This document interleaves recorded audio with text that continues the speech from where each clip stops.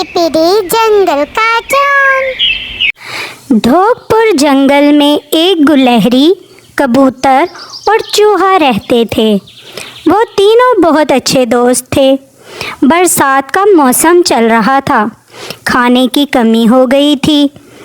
गुलहरी ने कहा, दोस्तों, बरसात के मौसम में अनाज मिलना मुश्किल हो रहा है। मेरा ख्याल है हमें बारिश के दिनों के लिए खाना जमा कर लेना चाहिए। कबूतर ने कहा, तुमने सही कहा, मैं भी यही सोच रहा था। चूहा बोला, दोस्तों फिक्र न करो, मैं तुम्हारे साथ हूँ।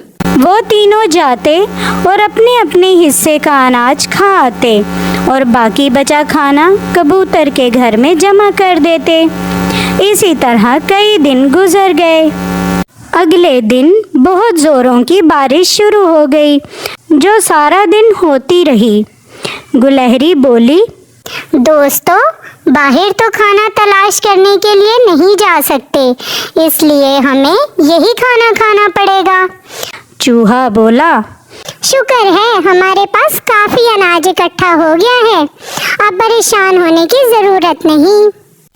चूहा बारिश का नज़ारा कर रहा था कि उसकी नज़र एक बिल्ली पर पड़ी, जो सर्दी से कांप रही थी और खाना ना मिलने की वजह से कमज़ोर हो गई थी।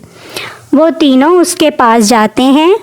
चूहा पूछता है, मानोबी, आप यहाँ क्या कर रही हो? मानो ने कहा, मैं 2 दिन से भूखी हूँ, खाने की तलाश में निकली थी। रास्ते में बारिश में फंस गई और अभी बहुत कमज़ोरी महसूस हो रही है। कबूतर ने कहा, मानो भी परेशान ना हो, आप हमारे साथ चलें। मानो ने वहाँ रहकर खूब खाया, गर्म घोंसले में आराम किया। अब वो काफ़ी बेहतर हो गई थी। बारिश अब रुक चुकी थी। मानो ने उनका शुक्रिया अदा किया। तुम तीनों का बहुत शुक्रिया, तुम लोगों ने मेरा बहुत ख्याल रखा। मैं तुम्हारा ये एहसान जिंदगी भर याद रखूंगी। कोई बात नहीं मानो भी, आप अपना ख्याल रखें। अनाज बहुत कम रह गया है। आज हम खाने की तलाश में निकलेंगे। आप भी खाना खा कर जाइएगा। ये कहकर वो तीनों अपने बच्चों से मिलकर वहाँ से चले जाते हैं।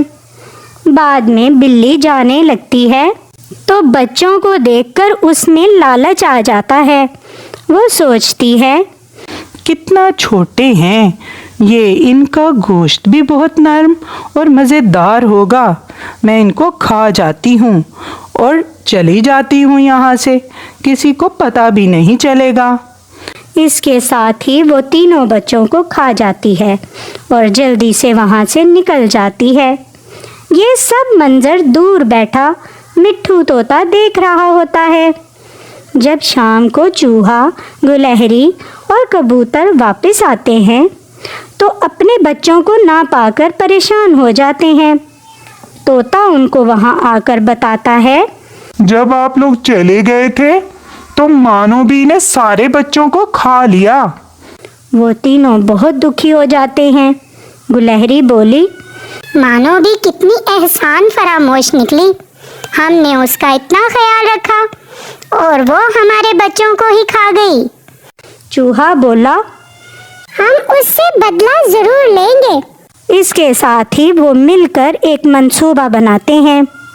अगले दिन वो एक दलदल के पास जाते हैं और चूहा उस दलदल में चला जाता है। दूसरी तरफ तोता मानोबी से कहता है, मानोबी, दलदल में तुम्हारा शिकार फंसा हुआ है, जाओ और जाकर उसे खा लो। मानो ये सुनते ही उस तरफ चल पड़ती है जहां उसका शिकार फंसा हुआ था। मैं उसको मदद का लालच दूंगी और जब ये बाहर आ जाएगा तो उसको खा जाऊंगी। ये सोचकर वो चूहे के करीब जाती है और कहती है, चूहे मियाँ, तुमने मेरा ख्याल रखा था, अब मैं तुम्हारी मदद करना चाहती हूँ। तुम मुझे अपना हाथ दो ताकि मैं तुम्हें बाहर निकाल सकूं। चूहा उसको अपना हाथ देता है। जैसे ही मानो भी चूहे का हाथ पकड़ती है, चूहा उसको एक झटके से दलदल में खींच लेता है। ये सब मंजर गुलहरी और कबूतर छुप कर देख रहे थे। वो एकदम नीचे चूहे की तरफ रस्सी लटका देते हैं। चूहा रस्सी की मदद से दलदल से बाहर आ जाता है। मानो भी इल्तिजा करती है, चूहे मियाँ, ये तुमने क्या किया? मुझे यहाँ से निकालो, मेरी मदद करो। चूहा बोला, मानो भी तुम एहसान फरामोश हो। तुम हमारे बच्चों को खा गई और अब सोचती हो कि हम तुम्हारी मदद करेंगे।